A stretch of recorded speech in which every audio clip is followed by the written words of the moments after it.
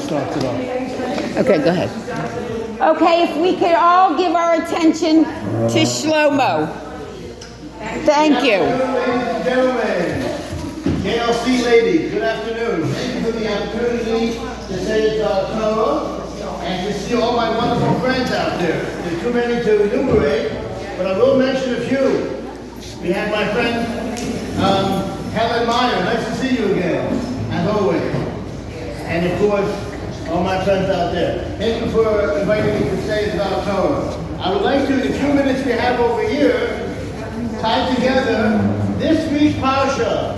Anybody know what is the name of this week's Parsha, ladies? Vayishlach. And we will also tie in, with the help of God, next week's portion, which is, somebody on this side, the name of next week's Parsha? Parshas vayeshev. Thank you. And the holiday of chanuka, which is coming up soon. So how will we do that? How will we tie in all three topics? And that's as follows. In this week's Parsha, in the beginning of the Parsha, we have the famous encounter. Esau is running after his brother, Yaakov Avinu, and he wants to kill him. And Yaakov Avinu tells him, in Lavan Garti, I'm not afraid of you, my brother. I lived with Lavan for so many years. And I kept the Torah. Garti means I sojourned, I lived, I hung out with. It also has the same letters as Tau Yah, Tov Resh Yud Gimel. Ladies, what does Tau Yah mean? What does 613 mean in our religion, in Judaism? 613 are the amount of mitzvahs in the Torah.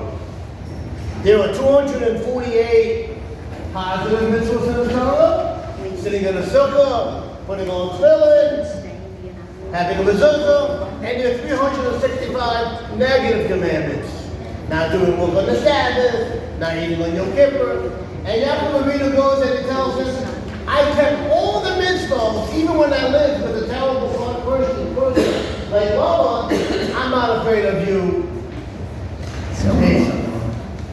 What does that have to do with next week's portion and possibly Hanukkah? Let me show you a theme that applies to the next two mitzvahs. In next week's portion, I'm sorry, let's skip for a second. We say in the Kiddush, when we sanctify the Sabbath, we say it, V'shamu b'nei Yisrael es ha-Shabbos.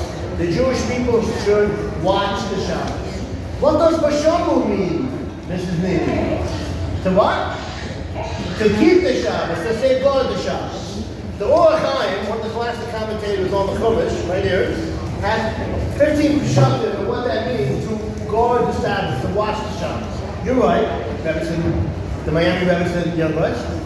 Okay, that, I'm sorry, I'm trying to get Mama out of that joke. I know I used it last time, but,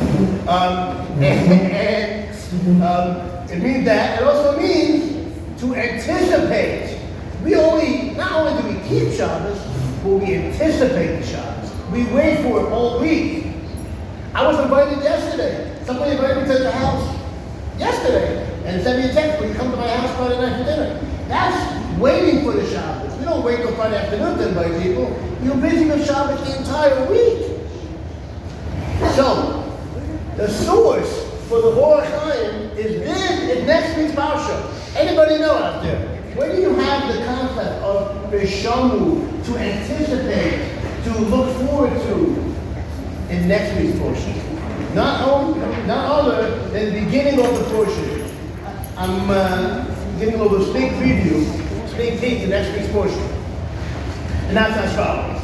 The Torah tells us that unfortunately the brothers were not getting along with Joseph and they sold him. What happened to Dad? What was Yaakov Avinu's reaction to this unfortunate story? Ve'aviv shomar es hadavar. Here we have again the word shomar, to anticipate, to look forward to. That Yaakov Avinu looked forward to the end of the story, when's Yaakov going to come back? Says Rashi, he waited and he anticipated when will Yosef come back. That is the source of the Orachayim for this idea that the Shamu doesn't only mean to keep the Shabbos, to watch it, not to do any malacha, not to do any work on the Sabbath, but it also means to anticipate the Sabbath, to look forward to Shabbos.